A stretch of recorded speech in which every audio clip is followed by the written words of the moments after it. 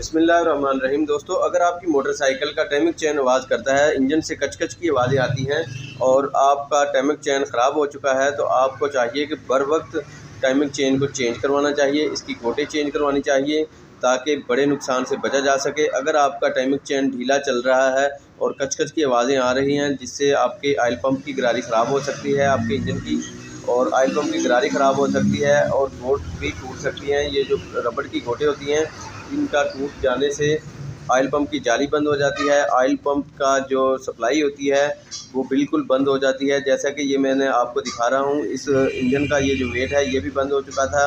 Oil pump की supply बिल्कुल बंद हो चुकी थी और आपको बड़े नुकसान से बचा जा सकता है अगर आप टाइमिंग चेन वक्त पे तब्दील कर दें, ना कि इसको डबल स्प्रिंग रख के टाइट किया जाए। डबल स्प्रिंग रख के टाइट करने से इंजन का नुकसान हो सकता है, तो लिहाजा